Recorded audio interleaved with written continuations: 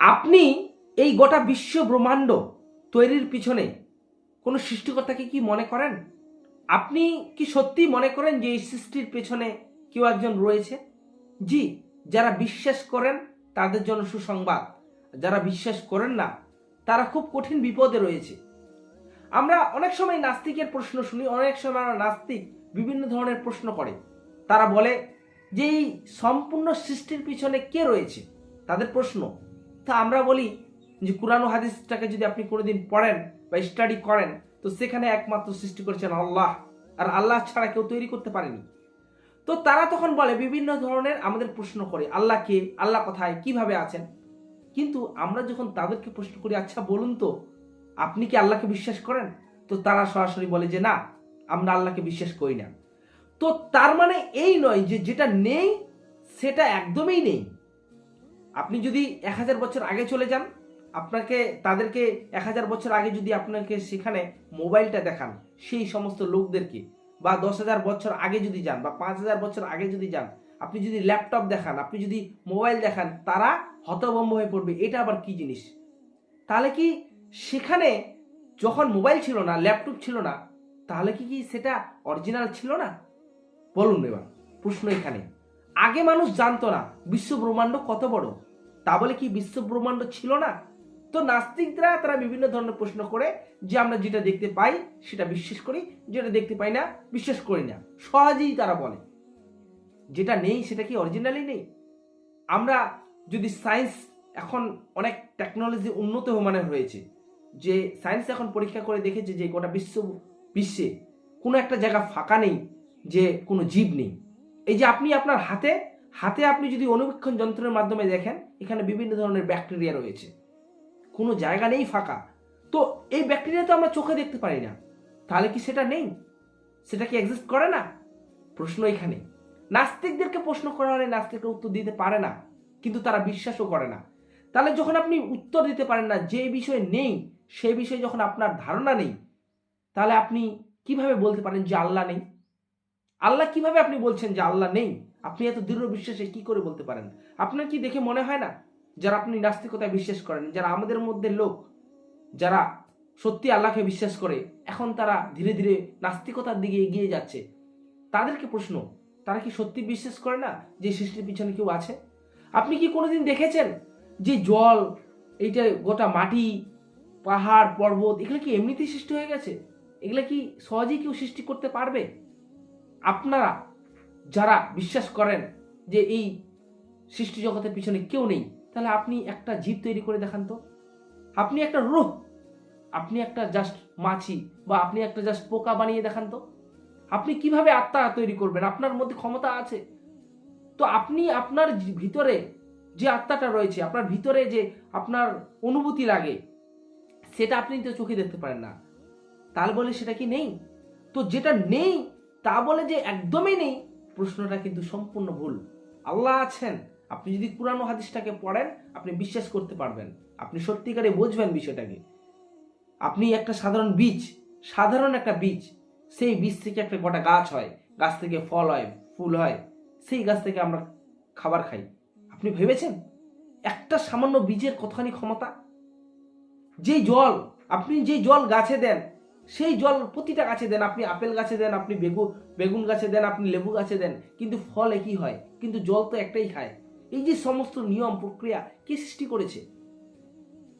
আপনি যে জল দেখছেন, আপনার এখানে সমুদ্র, পাহাড়, সমুদ্র, পুকুর, নালা, সেগুলো তো সূর্যের তাপে সেগুলো বাষ্পীভূত হয়ে উপরে আবার আকাশ মেঘ হয়, সেই মেঘটা আবার নিচে বৃষ্টি হয়ে নেমে যায়। এগুলো কে সৃষ্টি করেছে? এগুলো কি অটোমেটিক চলে এসেছে? আপনাকে যদি বলা হয় আপনি যে এসেছেন, আপনি কিভাবে এসেছেন? নিশ্চয়ই আপনার একটা শেষ রয়েছে, যে আপনি নিশ্চয়ই কোনো না কোনো, আপনার বাবা, তার বাবা, বা তার বাবা, বা তার বাবা কোনো না কোনো জায়গায় তো থেমেছে। তো যে লোকটা প্রথম এসেছে এই দুনিয়াতে, সে কিভাবে এসেছে? সে কি ন্যাচারাল ভাবে এসেছে? এই জীব বা আত্মা ন্যাচারাল ভাবে তৈরি হওয়া কি সম্ভব? আপনি কি তৈরি বা প্রমাণ করতে পারবেন ন্যাচারাল ভাবে যে কোনো কিছু জিনিস তৈরি হয়ে গেছে? পারবেন না। আপনি নাস্তিকতায় বিশ্বাস করছেন, আপনি নাস্তিকদের কাছে প্রশ্ন, আপনি নাস্তিক, আপনি কি করে বলতে পারেন যে আল্লাহ নেই? কারণ আপনি তো এখনো প্রমাণ করতে পারেননি যে এই পৃথিবীতে অনেক কিছু রয়েছে যেটা এখনো আপনি খুঁজে পাচ্ছেন না। আপনি যদি 4000 বছর আগে বা 5000 বছর আগে যেতেন, তাহলে আপনি মোবাইল যদি বিশ্বাসই করতে পারতো না। ব্যাকটেরিয়া যে গোটা সব জায়গায় রয়েছে, এটা তো চোখে দেখা যায় না, তা বলে কি নেই? প্রশ্ন কিন্তু এখানে। আপনারা যদি কুরআনটাকে দেখেন, সূরা রাদ আয়াত নাম্বার 2 থেকে 5, সেখানে বিস্তরভাবে বলা হয়েছে, আল্লাহ একদম সেখানে বিস্তারিতভাবে বলেছেন। আচ্ছা, এখন যদি বলা হয়, আপনাকে প্রশ্ন করা হয়, গোটা বিশ্বে আজকে যে সমস্ত প্লেন বা মহাকাশযান যেটা উপরে উড়বে, তার মধ্যে একটা প্লেন ক্র্যাশ হয়ে যাবে বা একটা প্লেন ধ্বংস হয়ে যাবে, তো আপনি কি করবেন? সেই দিন কি আপনি প্লেনে উঠবেন? আপনি তো মনে মনে ভাববেন, হতে পারে আমার প্লেনটা ধ্বংস হয়ে যেতে পারে। তো যেখানে 0.00001% চান্স আছে, সেখানে আপনি একদম সিকিউর হয়ে যাচ্ছেন যে হ্যাঁ, আমি প্লেনে আজকে উঠবো না, কারণ আজকে প্লেন ধ্বংস হওয়ার কথা আছে। বলা না যায় আমারটা যদি ধ্বংস হয়ে যায়। কিন্তু কোরআনটাকে আপনি 50% মানেন, আবার 50% মানেন না। আমি যদিও মেনে নিলাম, আপনি মানছেন আবার মানছেন না। তো এখানে তো স্পষ্টভাবে প্রমাণ করছে আল্লাহ যে তোমার জন্য কঠিন আযাব রয়েছে যদি তুমি আল্লাহর কথা না মানো।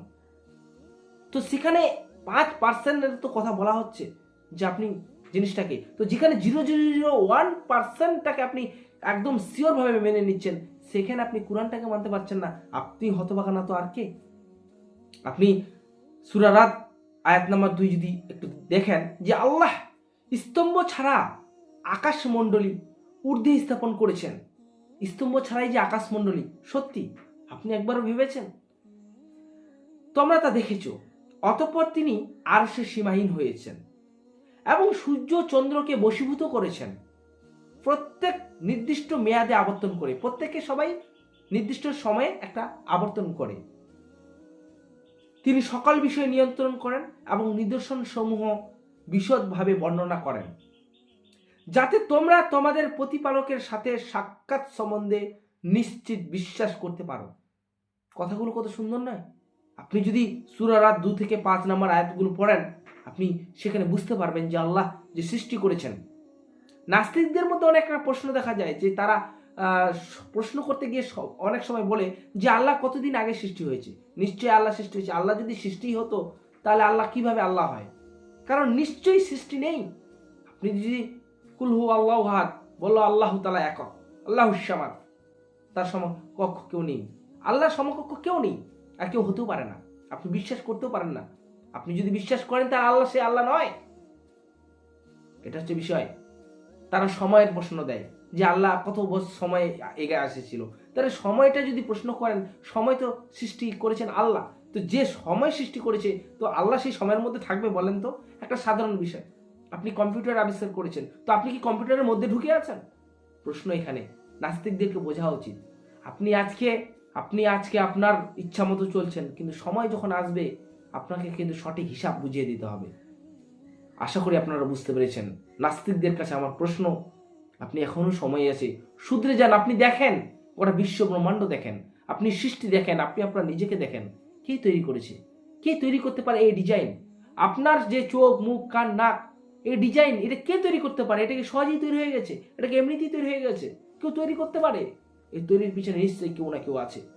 আপনি এড়িয়ে যেতে পারেন না। কেউ না তো কেউ এটা নিশ্চয়ই তৈরি করেছে।